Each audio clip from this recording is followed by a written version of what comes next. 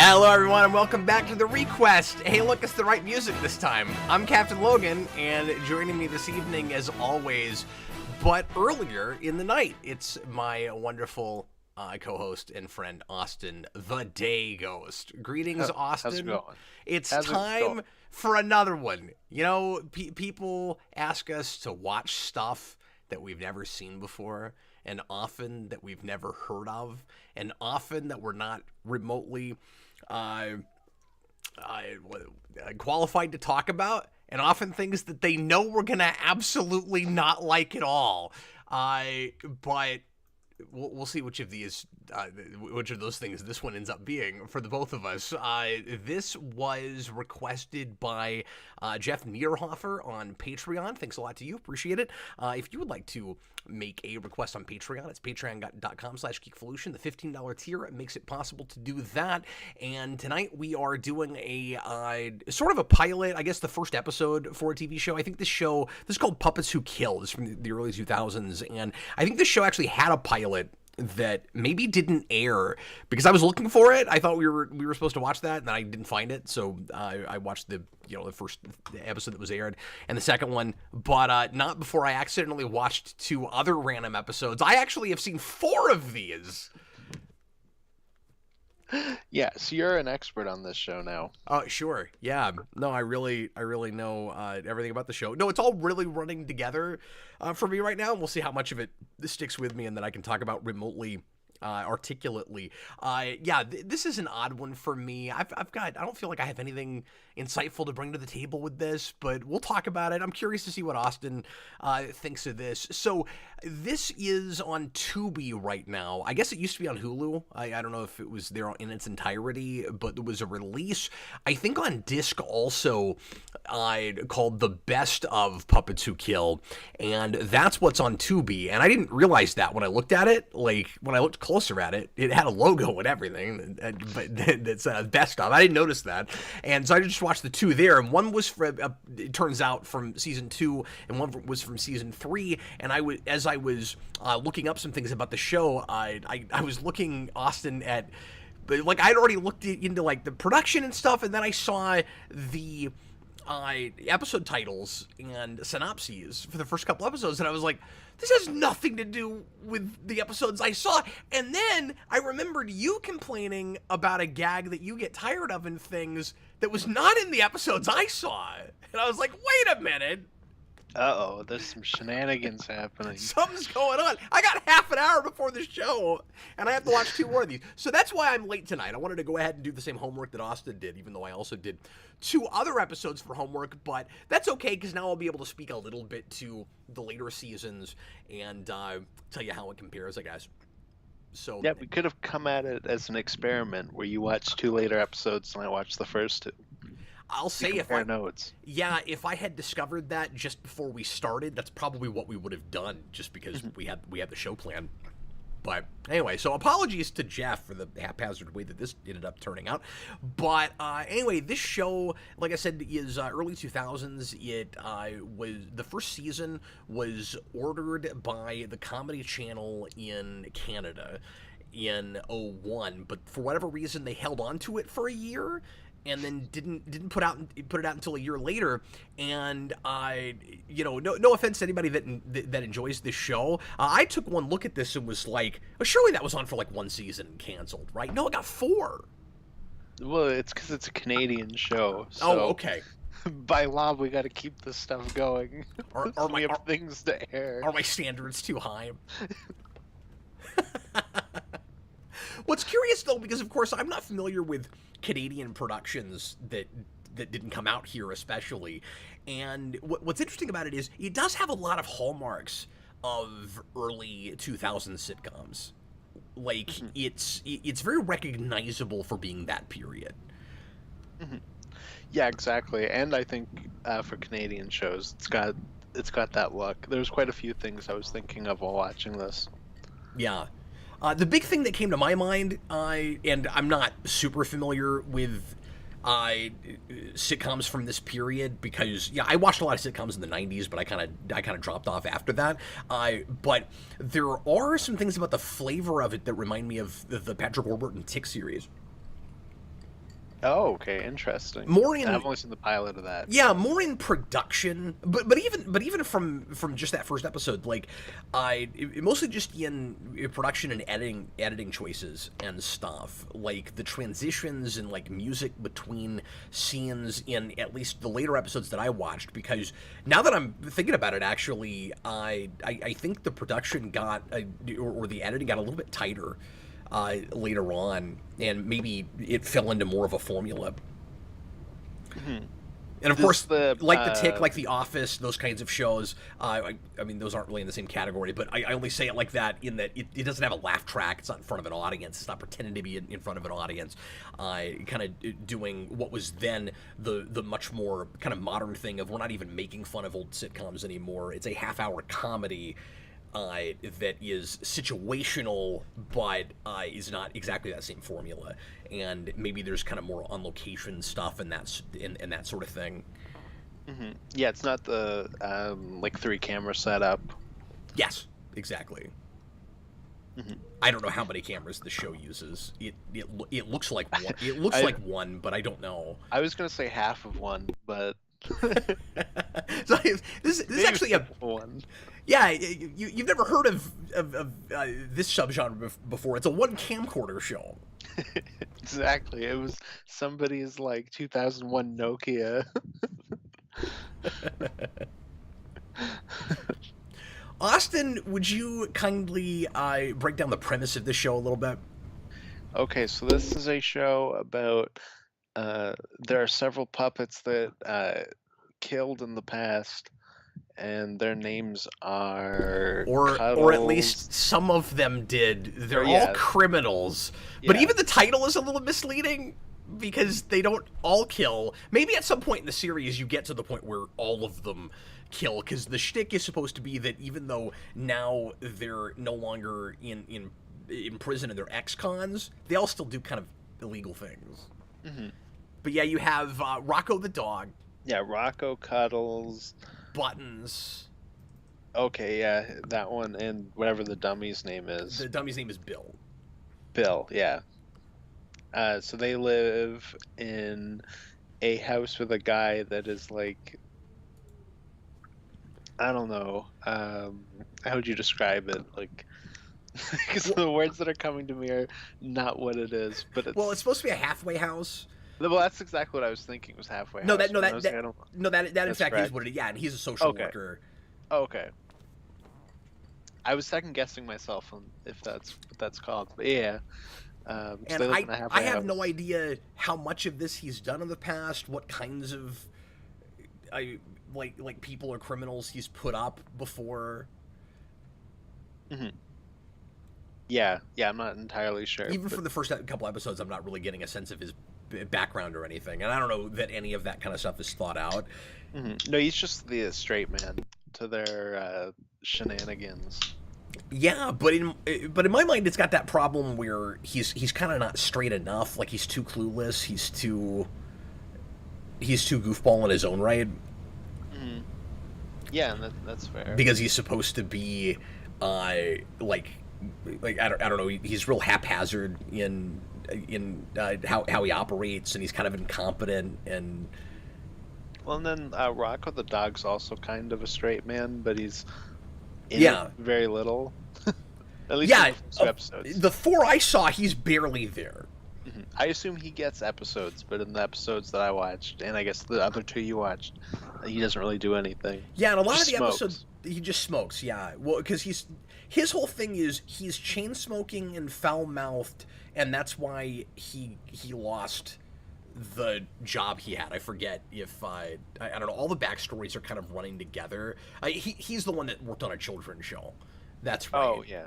And he got all of these seem like kind of at least to me now, like this is a show that's kind of dated, doesn't hold up real well. It's hard to say like how edgy this is at the time that it comes out, because for me, 2002 isn't that long ago. I mean, it is. It's 21 years ago, but I mean, like, I was in high school. I remember that period very vividly. I don't feel like the show would have like shocked and dismayed me at the time so much as just made me go, oh, okay, immature kind of college humor.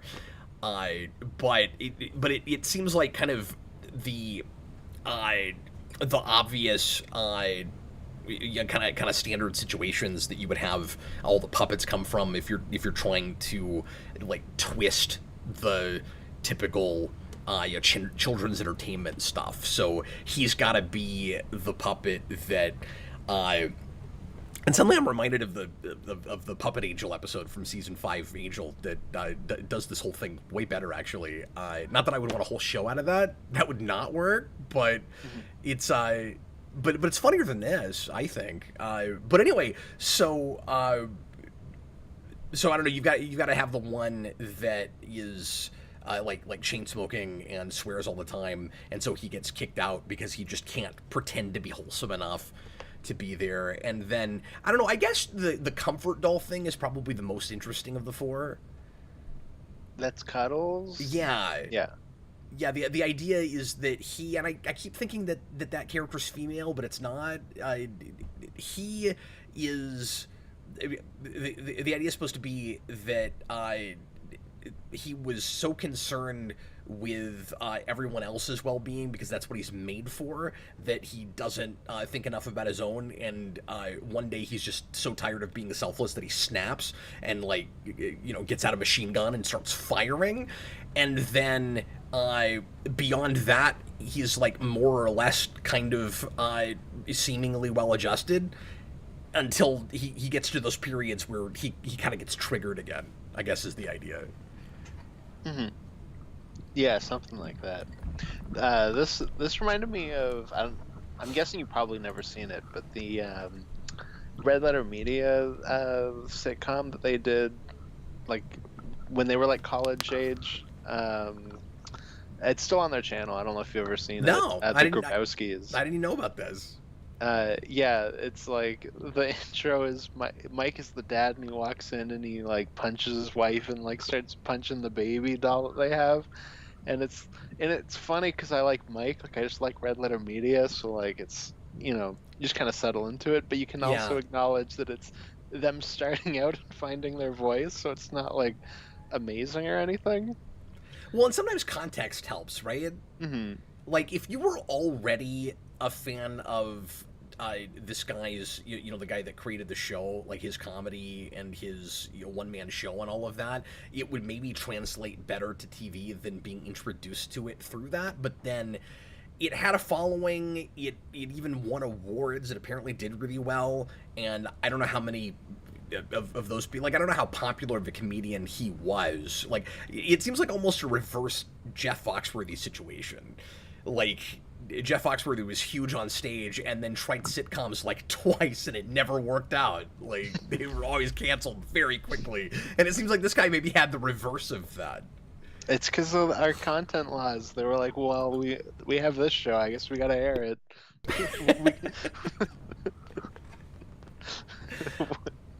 Welcome to Canadian content. Yeah, what a way to be introduced to that. So this was, and like, I've seen some old, Canadian comedy, like stage stuff, but I've never really looked at TV from you guys. This was created by a comedian named John Pattison, and I was kind of surprised that he's not one of the puppeteers. Like, he writes almost every episode. And I figured he was probably the main guy, but he's not. That's a different guy who also writes episodes. Oh, okay, yeah. I saw that the main guy was one of the writers, so I assumed he was the creator, but... Yeah, but he's not. Far into it. Yeah, that's Dan Redican, and he also plays a character named Dan. And something about his, his affect, his attitude in the show, he really comes off like he probably created all of this, but it isn't that. Mm-hmm. He's almost got like a Durham sensibility or something with his puppets, but he didn't come up with the puppets apparently. No, I'm pretty sure they just went to a store and just found whatever they could get, because I'm pretty sure my sister had the Cuddles doll. I don't know, apparently all of this was original and they built it all. Okay, let's just get to the elephant in the room. What do you think of the show, Austin? Okay, so I'll throw my hand out that I don't really like sitcoms in general. Like, there's very few sitcoms that I like, and this was just kind of more of that. I don't know. I didn't really find any of this funny, I didn't either. and it reminded me a lot of that Melissa McCarthy movie that she did with Jim Henson's son. I can't remember what his name is, but he directed it, The Happy Time Murders, where it's just like, look, here's puppets, and they're being vulgar. Oh, I didn't know he did And that. that's the joke. Brian Henson did that? Yeah, because that was like a big thing where I think they used like Sesame Street and Muppet stuff in the advertising, and they got into trouble for it. Wow, that's crazy. hmm Yeah, but it reminded me of that, where it's just like, you've never seen a puppet bear doing this with a woman.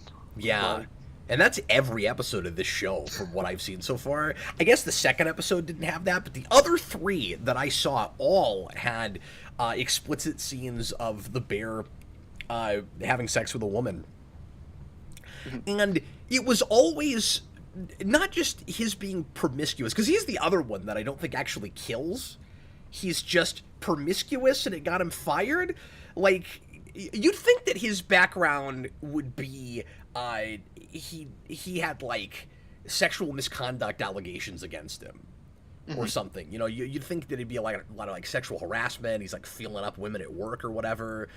No, apparently they just and this shows you how different of a time it is too.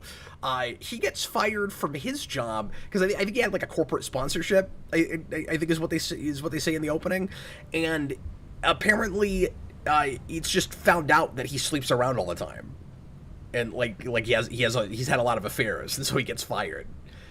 And I'm like, I don't know why he was in prison. Because they make it seem like all four of them were in prison, but then also you get to that second episode and Cuddles acts like he's never been in jail before. Yeah, it's true. So I didn't really understand that. Mm-hmm. But there's a lot of kind of inconsistent, weirdness with this show. Like it's not, or at least from what little we saw, and you only saw the two. Like from even just the four that I saw, it seems like it's not real. It's not super thought out about stuff, and it's not really about that. Like it's not trying to, really world build too hard. I don't know if there's if there's like recurring characters that come back, sequels to episodes, anything like that. But there seemed like just kind of a general carelessness to the world, right? Like and it's a silly, parody sitcom thing.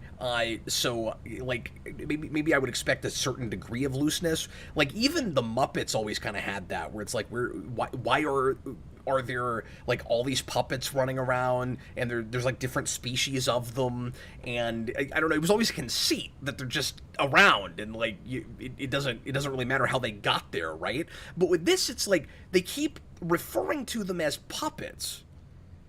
And then, I think it's the first episode. One of them, the bear, fakes his own death, and then the woman in that episode that he's been sleeping around with, that she's cheating on her husband, because it's always that situation. He's always having an affair with some woman. Digs up his grave, and they've put a fake, they put like a different skull in the casket, and she thinks it's his skull, and I'm like, but they're puppets. Why did you think there was going to be a skull? You keep calling them puppets. I don't understand. Yeah, I don't know. I don't know. And I mean, stuff like that won't bother me if it's working. And well, yeah, of course. But what else do I have to talk about? I didn't. Yeah. And I realize, we always talk about this with comedy. Comedy is subjective. I think the sitcom might be one of the most subjective art forms there is. Mm-hmm. I mean, I can't tell there's you. like specific jokes in this that I don't understand why they don't land for me, but they don't. But when I break it down and describe it, it's like, but I think that idea is funny. Yeah. But why doesn't it work in the thing? I don't know. yeah, is it delivery? Is it timing? Is it the overall context? You know, the premise of the show. Yeah, like I feel like because the first episode ends with the like woman that the bear is sleeping with like explodes and I guess dies, and like I don't know, that sounds funny to me on paper, but in the moment it's like mm, I don't know. Well, I mean, I think that joke, and I don't want to dissect the humor too much, Mhm. but I think that joke falls apart for a couple of reasons. That is definitely a timing thing because you see it coming from a mile away. No, that's Like true you too. know what's going to happen, and then they make you wait for it and wait for it and wait for it. And there's no surprise to the timing of when it actually does happen. And then I also think maybe something about her uh, like coming to terms with Dan and being more likable at the end makes it also less funny. Hmm. Yeah, I no, mean, that's I true don't mean to too. say that suddenly I like this woman because like I don't like anybody in this show. And I don't think you're supposed to. I mean, I think part of what's supposed to be funny about it is it's intentionally mean spirited and cynical and everybody sucks. And I should like that, but it doesn't work. I don't And I know. typically don't but can be won over by it if there's something there. Hmm. You know, but there's not an inherent like satirical idea or cleverness to this or anything. It's just wouldn't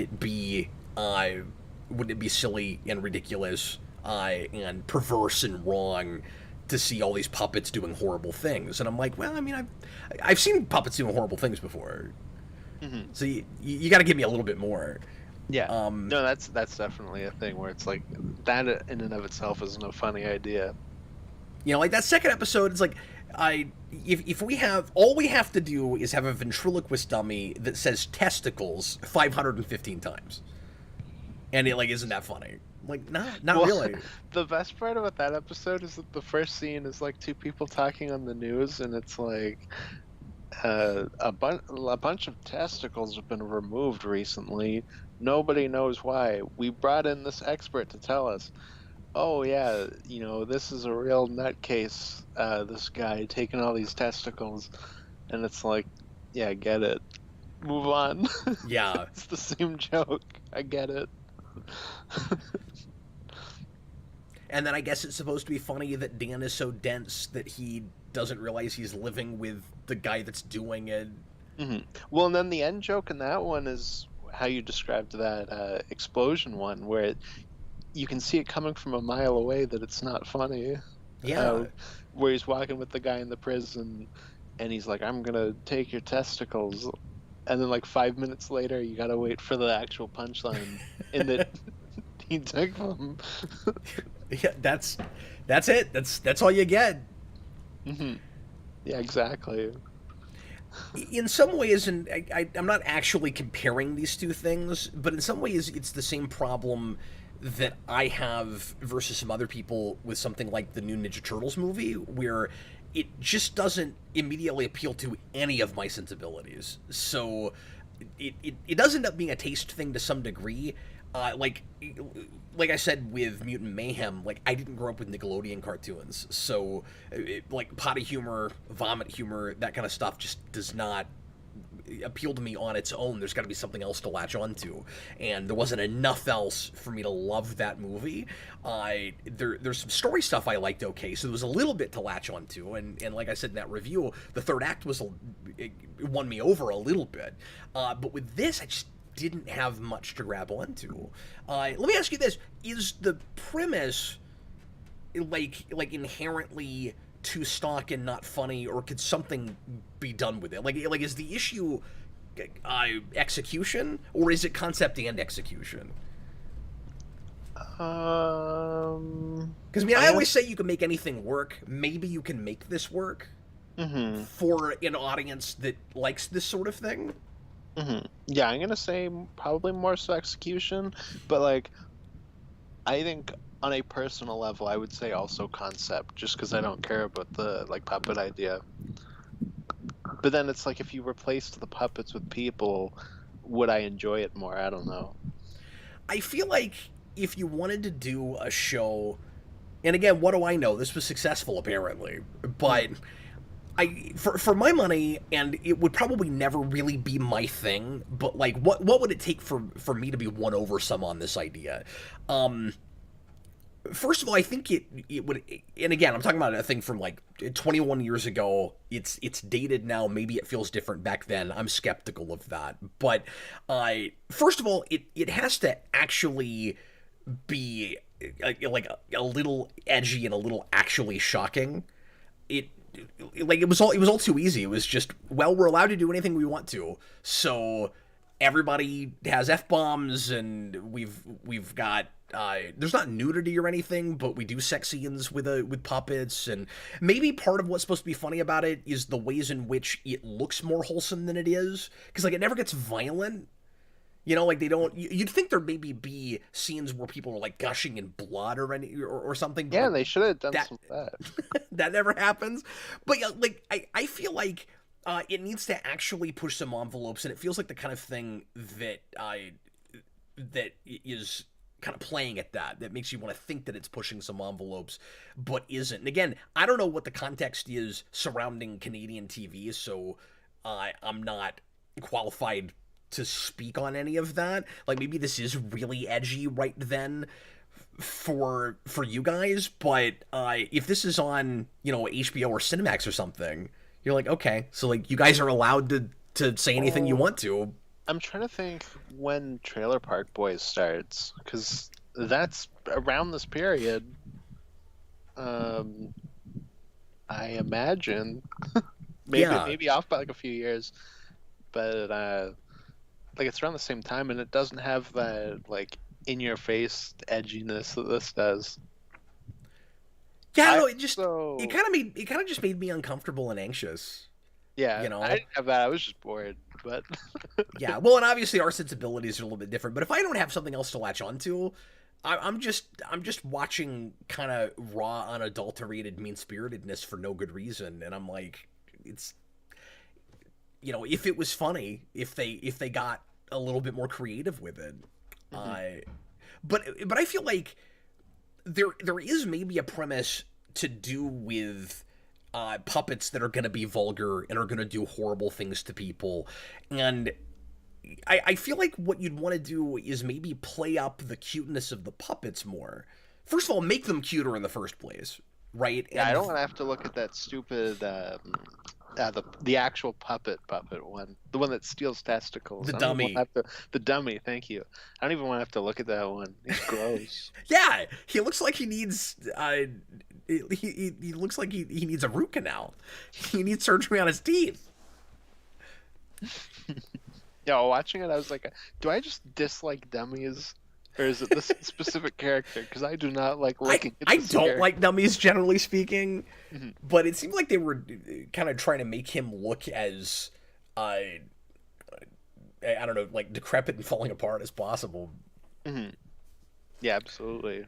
But, you know, maybe this is kind of one note potentially. I mean, I don't know what exactly you do with it, but you maybe start in a place where you have several, like, you know, terrible puppets that have some kind of like scam or scheme that they're all doing together. You know, like maybe they're pushing drugs, or you know whatever it is that they're, or like maybe they're serial killers, or maybe they all four have their own thing and they're helping each other out, and nobody knows it, and everybody trusts them and thinks they're wholesome because, well, they're puppets, and they're like the Muppets, and maybe they have their own TV show, or they have like a stage show for kids, or like they have like a front company for whatever their like illegal base of operations is, and maybe there's a premise. What I'm saying is maybe there's some premise you could work with here, but like the, you know, puppets that everybody knows are kind of bad in a halfway house that are just still doing bad things. It's not a great premise.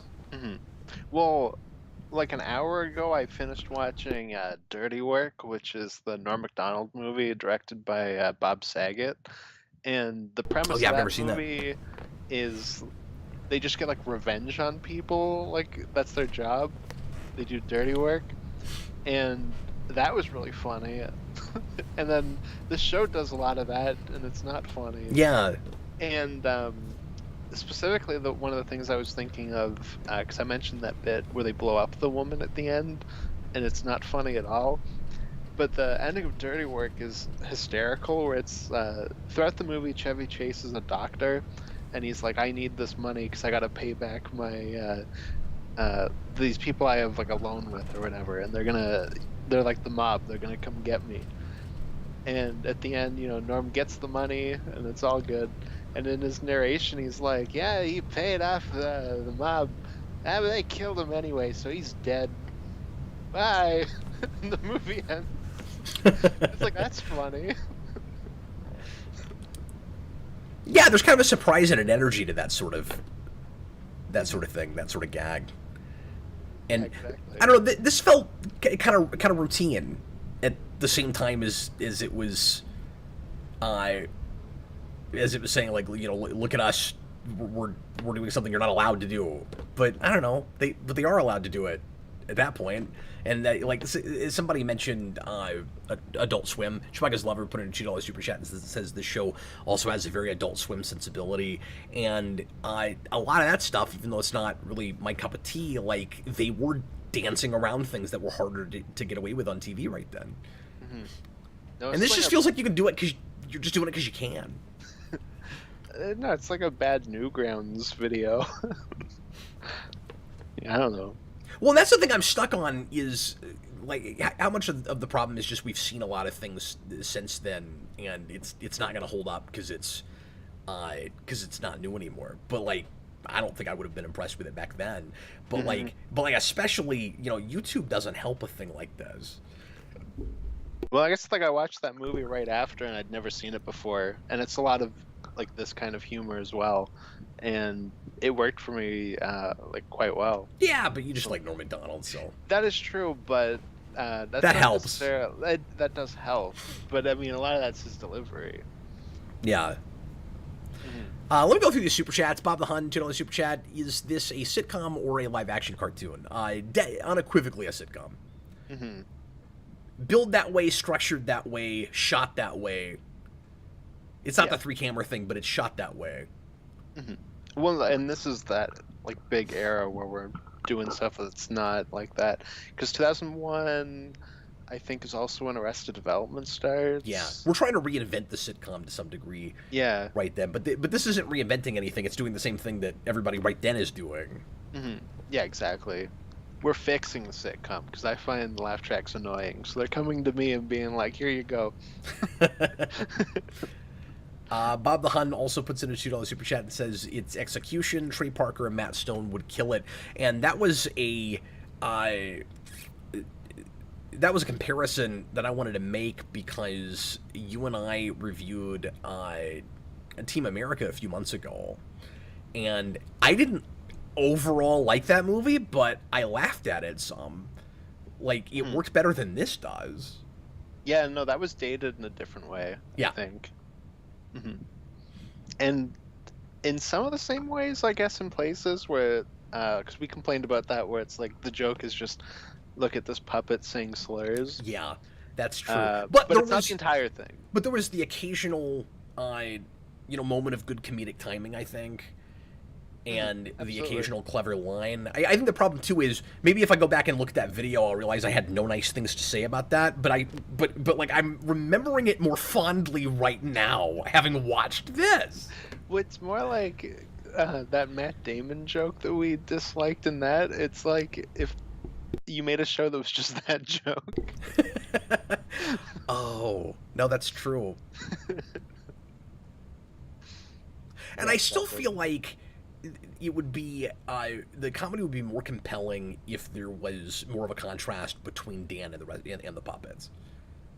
Mm-hmm. Yeah, like you play the humans as like super straight, like they all live in the regular world, and then you just have these puppets. Yeah, that would be good too. But at least you reverse it, where the puppets are the normal ones and all the people are crazy. But there needs to be some sort of difference.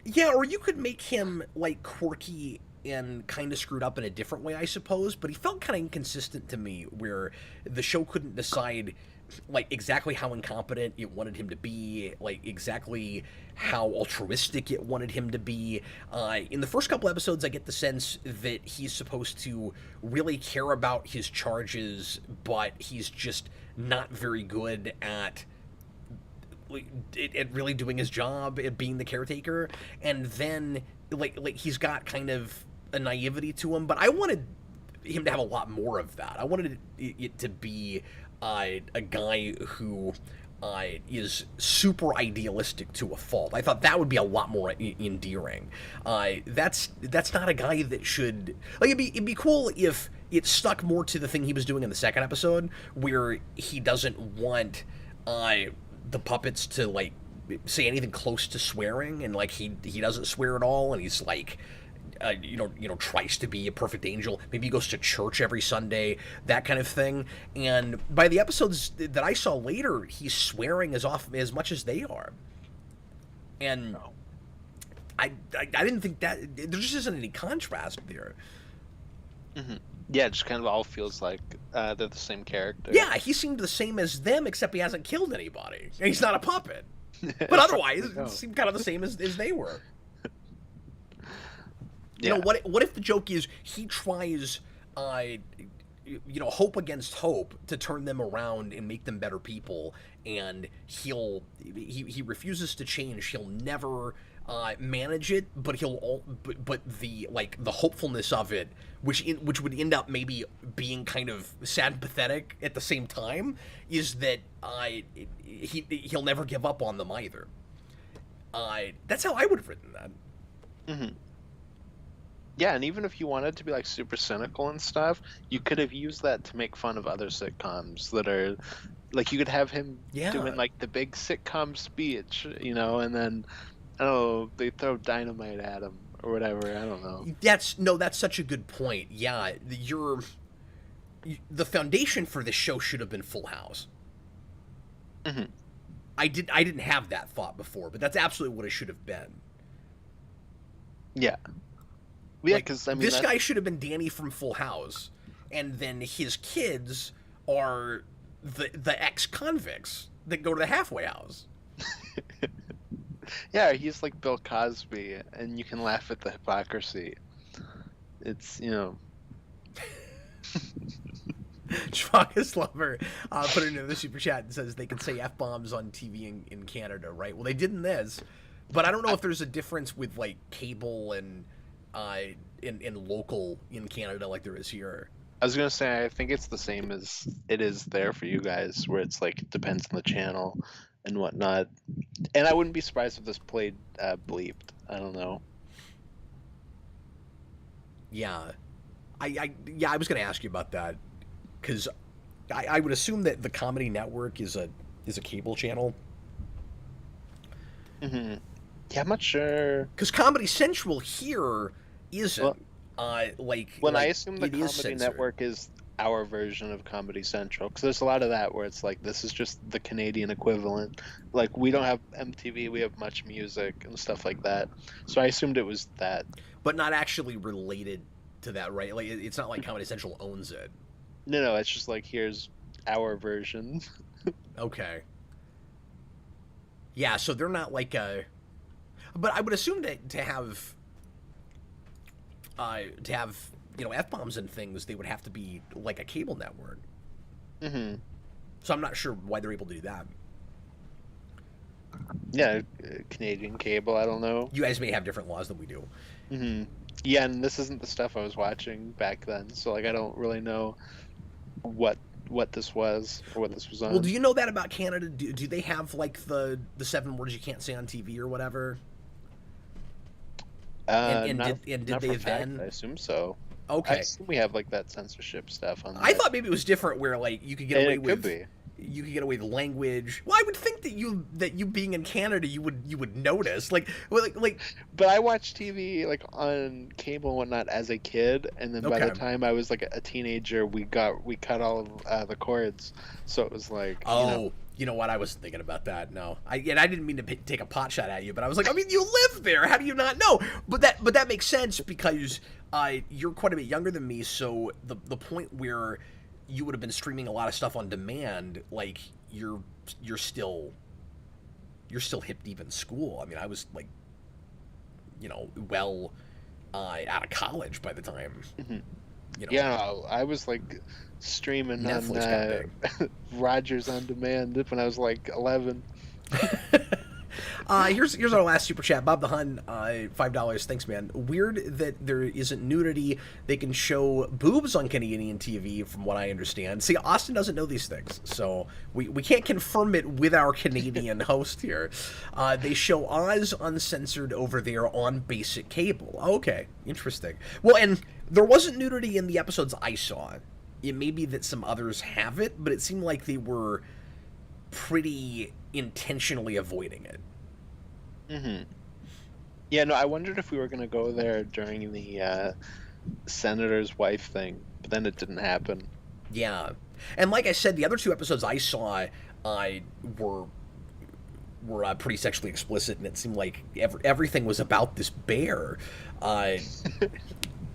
So the other 2, in case anybody's curious, in case you're familiar with the show, and if you like the show, you're probably not still listening to us complain about it, but the other 2 that I saw, there's one where there's a neighbor that won't give Dan back his trimming shears that he borrowed like months ago. Is a very standard kind of sitcom-y sort of plot, right? And then very relatable. Yeah, and then he randomly, like he refuses to give it back because one of the puppets stole a flamingo out of his front yard. So he starts to bring the shears back, but then he won't give them back. And then that guy randomly has a heart attack and dies right there in front of everybody. And I don't know if the idea is supposed to be that he was, like, poisoned or somehow one of the characters killed him. Because after the 2 episodes I saw, I thought the idea was that somebody dies every episode. And we do have the exploding toilet in the 2nd episode, so maybe past the first episode that is true. Maybe one of our characters is supposed to kill someone in every episode. I can't tell. I'm not sure. Well, because the toilet one is the first episode, and I don't think anyone dies in the second one. But they lose their testicles, so you killed a whole generation. Some of it is running together. I guess that is the first episode. Yeah. Okay, so maybe not, but maybe quite often someone will die because it's, puppets who kill at least half of them. And then he's the neighbor is buried with his 4 episodes. 2 of them had funerals. And he is, of the ones I saw, and he is buried with the shears that he refuses to give up, and then the puppets dig him up. It's like people, if they die, they're going to get dug up in the show. And then the bear has sex with him while they take the shears. That's where we're going? The bear is having sex with someone in that episode. I can't remember now. Was it the guy's wife? I don't think so. I forget now. It's all running together. And then the other episode I saw had a retired colonel whose wife is sleeping around with the bear, and the colonel gets wind that or suspects that his wife is sleeping around and thinks that Dan did it. And the puppets start taking bets on how and when Dan's going to die. And then,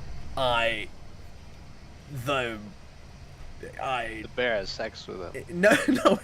And then, the colonel's wife, we find out at the end of the episode, murders the colonel. Like, he dies, and then, Dan is the prime suspect for some reason. And then Dan gets put on death row. Like, he goes to trial, and it's like very swift justice because he gets put on death row.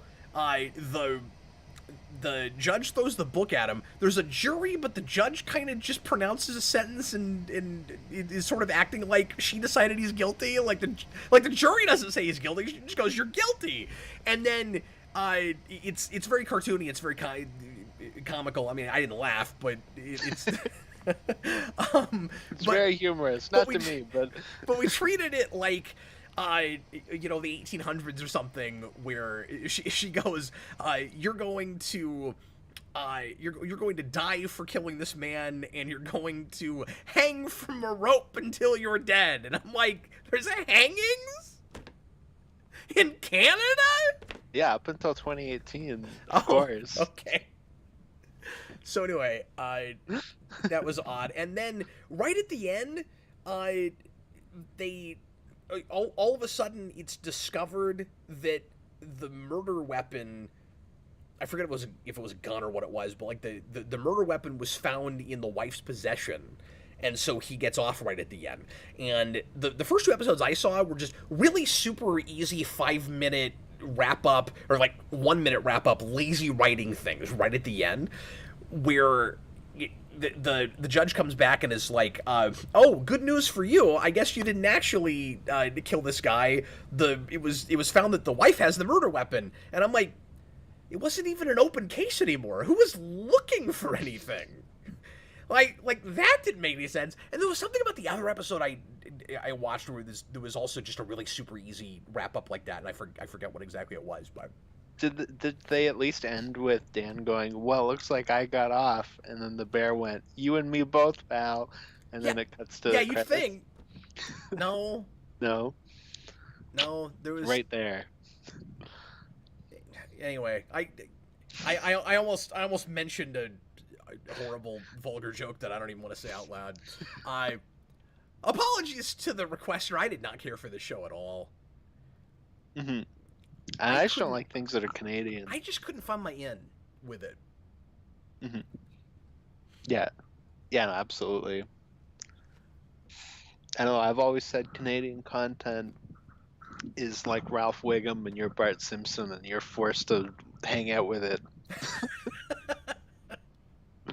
Well, this must have been torture for you then, because at least for me it was like, well, I'm looking into, TV from another country that I've not seen before, and surely there's better things, I would think.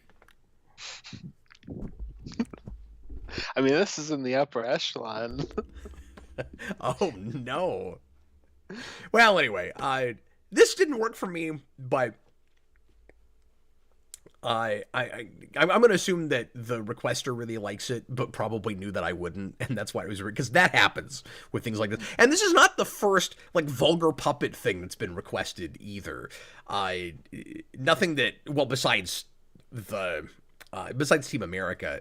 But there was a movie from the 80s that was more like this that somebody requested years ago that was just like puppets doing like gross, inappropriate, vulgar things. And I can't remember what that was called. I don't know. Because I've been trying to suppress it I've been trying to suppress it ever since. Because that was also just boring. Whatever that movie was. Oh, okay. So yeah, you gotta try harder if you're gonna do the vulgar puppet thing. That's hard to pull off. Yeah. I had a joke. I was like, I'll leave it. I won't say that. Oh yeah, Jojira. It was Meet the Feebles. That was the name of that. There's always somebody here that knows what I'm talking about. I've heard of that. Yeah, I think that. Am I remembering the history of this right? Wasn't that Peter Jackson's first project? That's what I'm remembering from that. That's the first thing Peter Jackson ever made. Possibly. That sounds familiar. Maybe. And I mean, he starts off in that like Sam Raimi-esque place where he makes like really crazy horror movies. Yeah, I'm positive I'm remembering that right. I'm pretty sure that's what it was.